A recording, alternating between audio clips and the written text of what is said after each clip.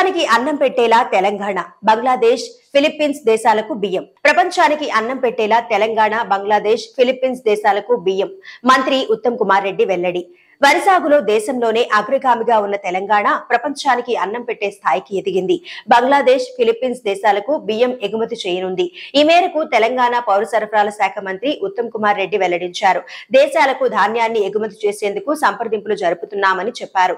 రైతులు ఇబ్బంది పడకుండా ప్రభుత్వం చర్యలు తీసుకుంటుందన్నారు. తెలంగాణలో సాగు చేసే Sona Masuri, HMT, Samba Masuri, JBL, MTU 1010, IR64 వెరైటీలకు విదేశాల్లో మంచి డిమాండ్ ఉందన్నారు. ఈ బియ్యానికి బంగ్లాదేశ్, ఫిలిప్పీన్స్ దేశాలే కాకుండా అమెరికా, UAE, ఉత్తర కొరియా దేశాల్లో డిమాండ్ ఉందన్నారు.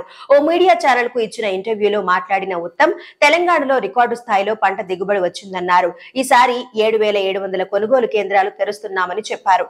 అందుకు కావలసినన్ని నిధులు మంజూరు చేస్తున్నట్లు వెల్లడించారు. గత యాసంగి పంట కొనుగోళ్ల సమయంలో చాలా వేగంగా 3-4 రోజుల్లోనే రైతుల ఖాతాల్లో ధాన్యం కొనుగోళ్ల డబ్బులు జమ చేశామన్నారు. గత బీఆర్ఎస్ ప్రభుత్వంలో చాలా సమయం పట్టేదని, అప్పుడు ఆ పరిస్థితి లేదని అన్నారు. పొరుగు రాష్ట్రంలో మిల్లర్లకు ధాన్యం ఇస్తే 100% బ్యాంకు గ్యారంటీ ఇస్తున్నారని చెప్పారు. గత బీఆర్ఎస్ ప్రభుత్వం నిర్వాకం వల్ల తెలంగాణలో మాత్రం అది జరగలేదన్నారు. ధాన్యం కొనుగోళ్లలో తాము సంస్కరణలు ప్రారంభించినట్లు చెప్పారు. మిల్లింగ్ ఛార్జీ గతంలో 10 రూపాయలు ఉంటే ఇప్పుడు సన్నాలకు 50 రూపాయలకు, దొడ్డు రకాలకు 40 రూపాయలకు పెంచినట్లు వెల్లడించారు.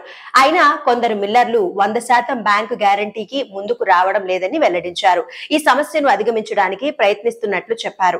ధాన్యం నిల్వ కోసం 30 లక్షల టన్నుల సామర్థ్యం ఉన్న గోదాములను సిద్ధం చేసినట్లు మంత్రి ఉత్తమ్ వెల్లడించారు. తమ ప్రభుత్వం ఏర్పడినప్పుడు సివిల్ సప్లై శాఖ అప్పు 58,000 కోట్లుగా ఉండేదని అన్నారు.